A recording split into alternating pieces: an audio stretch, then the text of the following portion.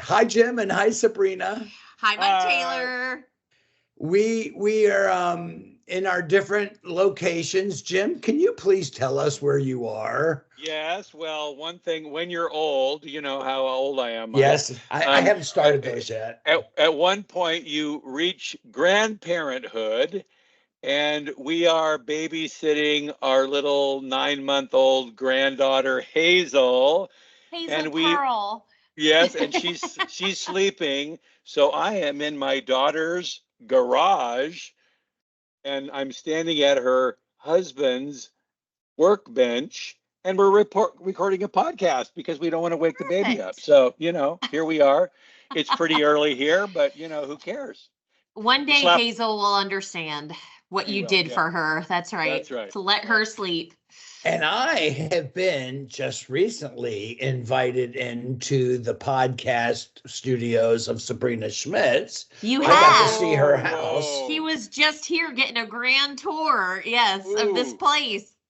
And my wife, Julie, loves your terrazzo floors. Thank you. I'm still undecided. It's a very St. Pete, Florida It's thing a very to have. Florida look. Yeah, it is a very Florida look. Mm. And it's just a nostalgic Florida look. It's an older home that's been remodeled. Yes. And but they kept some of those oldie features in there, which is fun. Yeah, they're very cool. And so, Sabrina, for those of us that are uninitiated, what is the terrazzo tile look?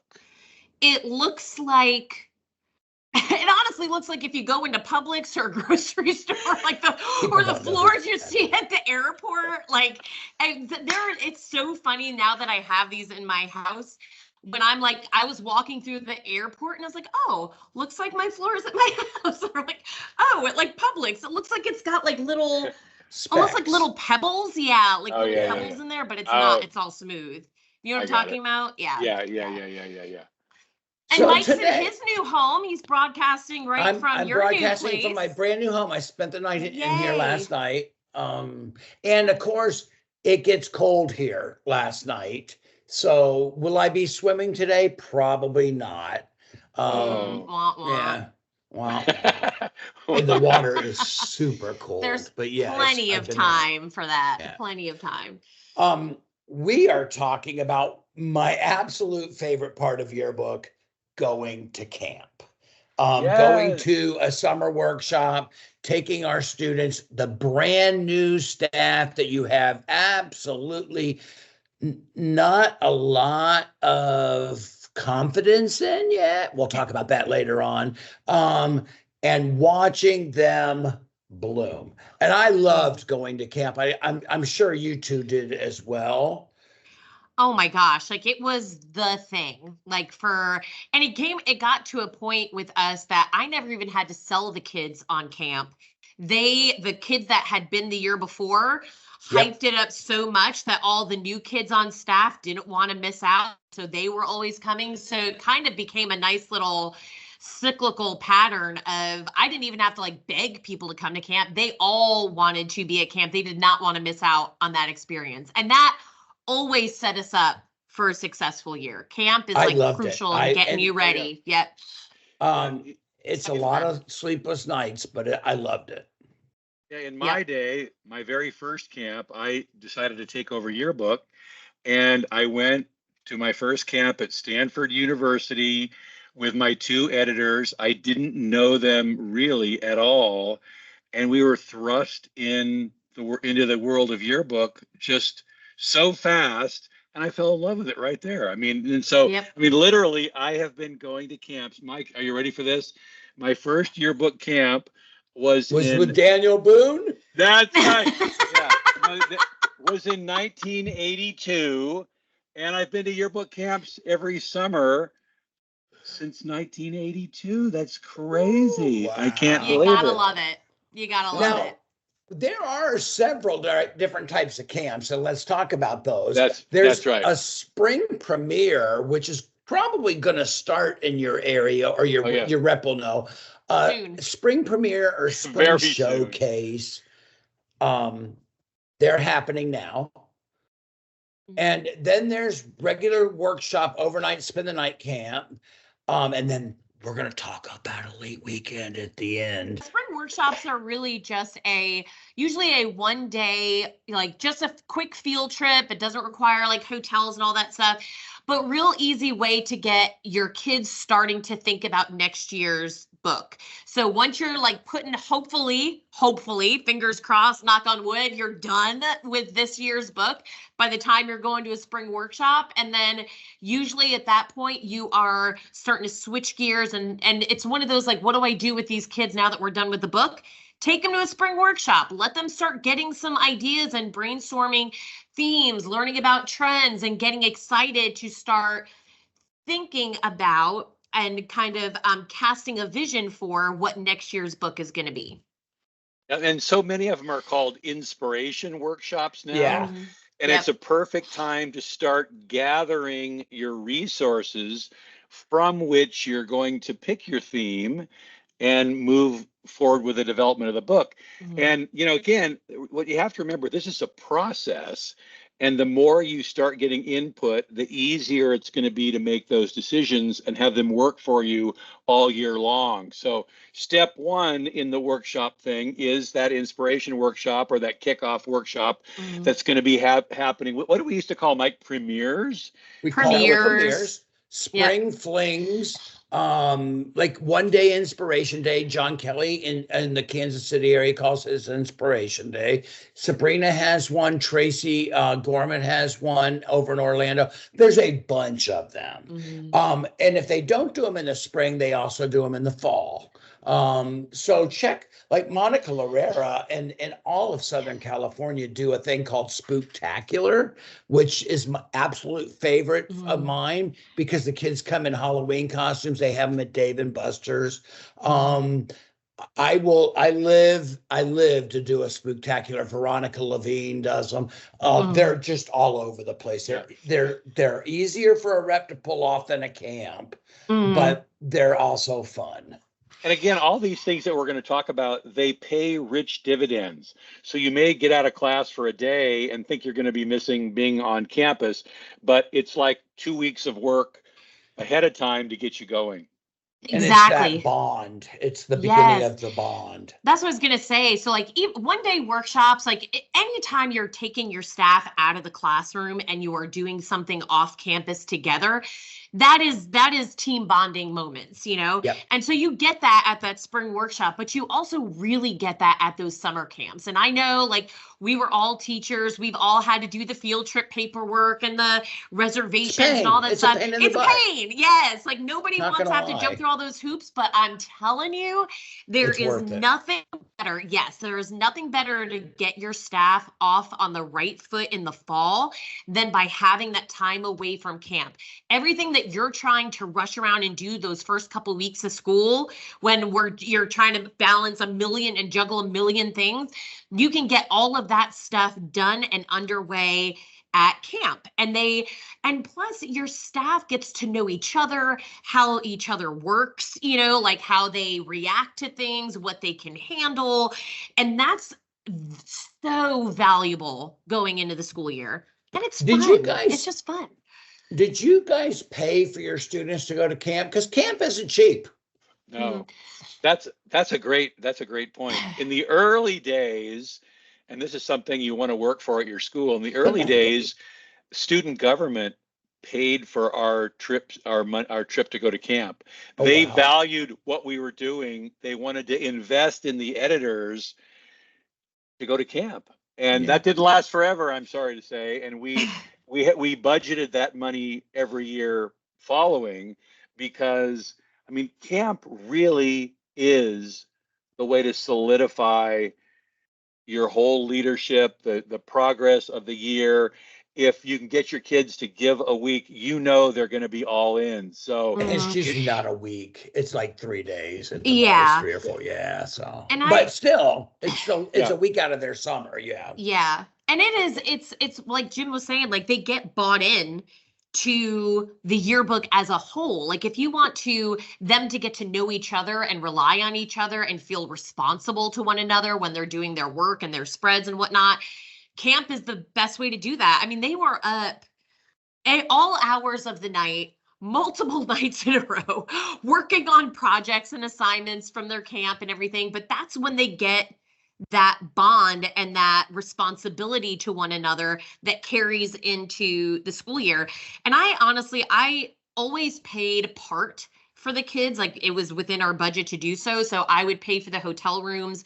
Maybe they would pay for the registration fee or some kind of balance. But definitely, I would because that's the only way they are invested in the camp as well. Like if everything's free for them and they just show up and go, I don't know if they have as much investment in doing the work and being a part of the camp as if when they actually pay for those things. And my philosophy was I made them pay because of the investment, and the parents did it. And I didn't live in a very rich community, but I also gave them an out. They could sell more ads in the spring for the next year's yearbook. And boy, I got my business ads went way up because I had a kid named Jimmy Zazinski. I still call him, he's a superstar in my book. And he was like, his parents couldn't afford to get him to go. I think he sold enough ads for 5 people. That kid was just out there selling ads. Huge. So, and I also wouldn't pay for my editors at this point. My editors had to pay to go. But I did other things for them because I knew how much they invested in the book. Like their tribute was paid for if they worked picture day, that kind of stuff. But I made everybody invest by paying for camp. Trips, conventions, different story. But camp was the bottom line. And I was just the opposite. I would always pay for my camp for my editors, not everybody on staff, but my editors, because what they were getting into was it was going to be so big that I wanted to make sure that they felt like they were being supported. A couple other things I want to talk about camp. First of all, it is a time to build your skills. Some camps, in fact, more and more camps now have access to computers, or you bring your own laptop and you can learn either online design or InDesign, get more of those skills going. So it's a skill building time, but they're going to learn about basic layout design. If they don't know it already, there's different levels. They're going to learn about leadership skills. They're going to learn photography, basic photography skills. And again, it's this whole process of, it starts with the inspiration workshops. You may catch some kids there. You're going to do the summer camp, and hopefully at least your leaders are there. But if you can have your whole staff, another level of training. And then Mike, it comes at the end of summer where you take what's learned at camp and then you teach it to the whole staff. Yes. I was just going to say that. Yes. And then you have a fall workshop. And so it's lots of different opportunities for kids to skill build and get leadership skills that happen right from the time the book ends. Okay, I'm going to throw something out there. How much time did you spend with your kids at the camp? In other words, were you there with them the whole time? Yeah, they were out in their classes doing their thing. We'd come back together and catch up over lunch or dinner or whatever when we had staff time to for us to hang out, or late at night when they were up all night working on projects. But other than that, they were out learning. They were out doing their own and interacting with the other instructors. They hear from me, they hear from their advisor, you guys, all the time. I don't want them to hear from me. I want them to go out and talk to other teachers, talk to those instructors, and get as much feedback and different ideas as they possibly can. So let them go be free, go learn, go out and do your own thing. And that's them taking ownership over their what they're learning and what they're bringing back to the staff too. I used to see a lot of conflict at camp because these kids are brand new to each other. They don't know everybody. And it's like putting two only children in a dorm room to go to college together, and they don't know anything. And so there would be conflict, there would be fights, there would be arguments, and I just simply walked away from that and let them deal with it on their own. I didn't care, and I would say I didn't ask you to marry each other. I asked you to work with each other, and you're going to have to do this, or you're going to be gone from my staff. But there would be that, and I just simply let them deal with it. I don't know about you guys. And I had one year, two great kids. In fact, it was one of the best years. They found out at camp they couldn't work together. Correct. And the boy decided yearbook's not for me. And now he's like, and I still talk to him all the time. He goes to 49er games. He's a huge lawyer in the Bay Area, but he found out what yearbook was going to be, and the relationship that he was going to have with the other editor just wasn't going to work. And I'm glad we found that out early, and we reshuffled, and I had a tremendous editorial team that year, and it was better that he wasn't there. So it's also that shakedown of, can these people get together and can they work together? Mm-hmm. And how's the year going to go? So it's okay if you find out something ahead of time about who can't work together than waiting it to be November when you really find that out. Absolutely. Yeah, and I always had a mean girl staff. I don't know, and I say every yearbook has it. They always have a Gretchen Wiener and what's her name? Regina George. Regina George. And the mean girls can either A, get run over by the bus, metaphorically, or B, they can calm themselves down.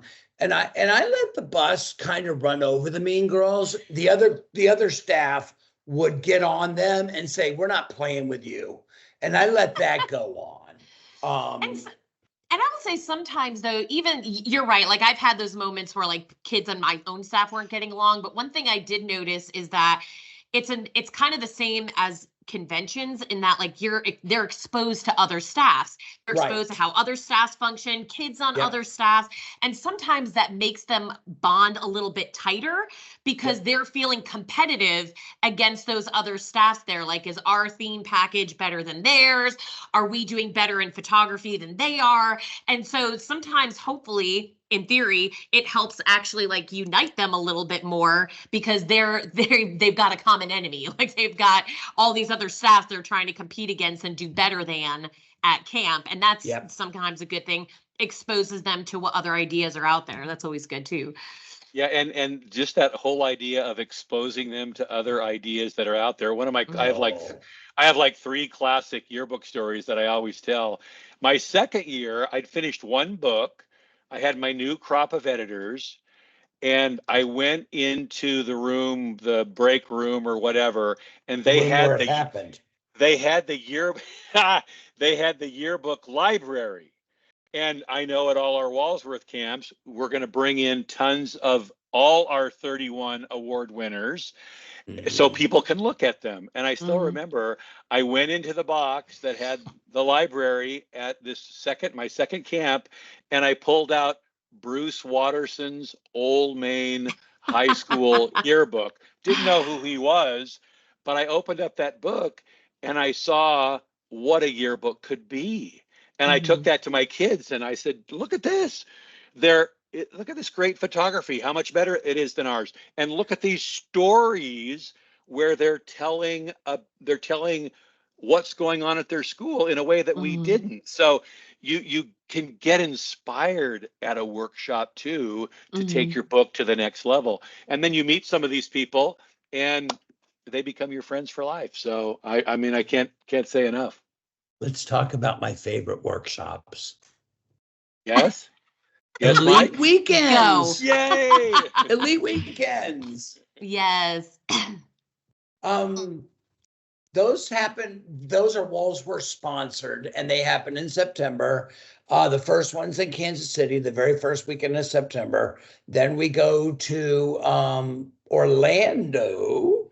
And by the way, all this is up on our website right this minute. Then we go to Anaheim, California, right down the street from Disneyland. And then we go to Fort Worth. You two are involved in every single one of them. These workshops are different than regular summer camps. They are different. Go ahead, Jim. They're part of that progression, that starts with inspiration workshops, goes through camp, maybe a fall workshop, and then elite weekend. It really helps your staff develop their skills, hone their theme and their development ideas, their coverage ideas. It really is an amazing progression that a staff can go through to really take their book to whatever level they want to take it to. Yeah, I think that's a perfect way to say it, Jim, because when I think of like what you want to get out of a summer workshop, like we talked about the spring workshops or ideas, you're getting inspiration.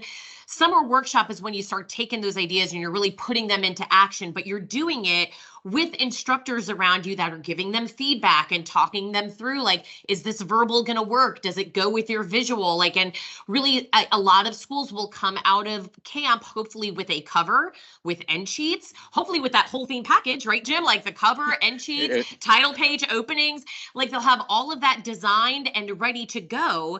And then ready they to develop be torn that. Apart. Yeah, that too. But they have that with the feedback and critique they're getting from their instructors. And then they go to Elite Weekend a month or so later, two months later, and then they really start to develop that. They may start over, they may realize it's not working, or they may take that feedback that they're getting from these amazing instructors at Elite Weekend and really develop it so that it's to that award-winning level. That's right. That's that goal. It's pushing it to that next level. And the other part of the goal is we want the year to go as smoothly as possible. So if you front load a lot of this stuff and have these discussions early on, it can make the whole development of the book go much more smoothly. So everything is not happening at the last minute and you don't know what to do. And, we're still working with some people on their theme pages now, which, I'm going to stop again. I'm going to do it again. When you get to August, we want you to design your cover, end sheet, title page, theme, write some theme copy all at once as one document, and then we can improve it along the way, but don't let it all go to the last minute. And that doesn't mean you're turning it in now. That just means you've got an idea of what this book looks like. That's right. And just remember that too, that great books develop. It's not like a flash of lightning 90% of the time. It is a development. And so you've got to give yourself time to develop those ideas. So if you start in the spring, you really get working at your summer camp over the summer and come out with a lot of good stuff.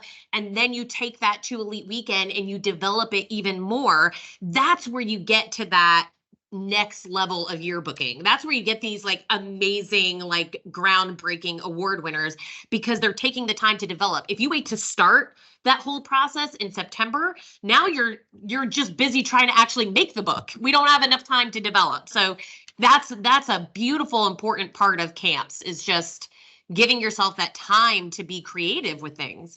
That's right. And I just want to say, you yearbook kids out there, or your kids, for you advisors out there, they are so talented. They have so much in them that we can help awaken. So it's not difficult. It's just giving them opportunity to find their voice, to find their design talent, all that stuff. And I think that's what I like about it most of all, about Elite Weekends, is it awakens in kids the skills they didn't know they had. And it's just a beautiful thing to see that blossom. Danielle, you got any questions for us? So on our Facebook page, we have a resource called Walsworth Advisors, where our advisors communicate with one another, ask questions, get feedback, advice on whatever needs they have. So we always open the floor for some questions and answers there. So the first question that's related to workshops specifically is, what specific skills or topics are typically covered during a workshop? What are kids going to learn? all the yearbook things. Like, I mean, really, they really are going to learn photography, writing. A lot of workshops will have classes in Yearbook 360 and InDesign, so they can actually learn the programs as well, so your kids can be prepared to start the year. Yes, design, trends, editorial leadership, I think Jim mentioned, theme, how to build those theme packages. I know Camp Orlando offers like an intro to yearbook class. So for all those kids that are brand new, never done this before, like they have a place to go. And a lot of them will also have classes for advisors too. So while your kids are in those classes learning and doing, you can be in a class learning how to do your part of the yearbook, like advising, grading, publishing spreads, all that kind of stuff. So and they're not just the whole sitting there. They're not just sitting there learning. They're making and taking. They're learning how to do stuff. Yes. Good point. And I'm sure before the workshop starts, you're going to get an agenda, and you can kind of decide as an advisor where you want to slot your kids, who you want to expose to what, and who needs certain kinds of training. Like there'll be more advanced training for your editors, and then brand new kids like that Yearbook 101 class. And so really take time to get to know, who the instructors are and who are going to be a good fit for your staff, and customize exactly where you want them to go. All right, final question for you guys. Okay. How do workshops cater to both novice and advanced staff? The camps do break them up between beginner, novice, and intermediate. We don't think at any place the professional level, because we're not. But we build on levels. So they do have classes for different levels. I think Sabrina mentioned that earlier. Jim, what do you think? And then also there are our Walsworth camps are great, put on by our reps, but there are also independent camps that you can go to that sometimes, because they're in that situation, they can offer a wider variety, particularly. I was thinking of Gloria Shields, a high level advanced kind of classes. So if you want more than just basic and intermediate, sometimes those independent camps like Gloria Shields in Dallas, they have very high-end focused classes on theme development, editorial leadership, writing. I mean, you take a writing class from Bobby Hawthorne and Lori Oglesby, you're going to be writing at a different level than you might have otherwise. So, or a photography class from those two. Or photography classes. Some of those are really high level, and you can even go to photo camps that are just for photography. ATPI. So get out there early and start looking at all the different camps that are available and find out which ones suit your needs best. Your state universities also offer independent camps. Kansas State does. The University of Texas. We would be in trouble by Alyssa Behringer if we didn't talk about UIL or ILPC. ILPC. And Florida, University of Florida, University of North Carolina, University of South Carolina. Many of them offer workshops. So the best thing to do is go to a Walsworth workshop first and then pick another workshop. Yeah. Well, yeah. And I was going to say, like, these camps are different. Other places. These camps are also different every year. Like, my kids went to camp. Even if I had them as freshmen, they would go to camp every year for 4 years. Like, they would always be there and they would always get a different experience. So they would take different classes, or the instructors change out. So you're getting different information. So even though like they're coming back again and again, it's not like they're bored and they're getting the same instruction. It's different. Yearbooks are always changing, instruction's always adapting. Like, so don't feel like they're going to get the same old. Like they're going to continue to get better in a lot of different areas. Absolutely. The 1 year that I didn't go to camp, I still sent my kids to camp. It was the year our son was born, and I didn't go. Well, guess who was lost almost the whole year? My kids were right on the money. No, that's right. Yes. I didn't eat cheese balls for 2 days, but it's worth it. It's definitely worth it. Totally worth it. It is 100% worth it, and so fun. Like, I know it sounds like I'm having to give up 3 or 4 days of my summer to go do this, but like trust me, if you've got the right kids with you and you're all in, it is a blast. Making memories you'll never forget. You can see what camps that we have on our website. Start with Advisor Academy, end with Elite Weekend, but you can, and there'll be camps all summer. We're here to help you. That's right. Thank you for tuning in to That Yearbook podcast. Be sure to subscribe and leave us a review on your preferred platform. Happy yearbooking!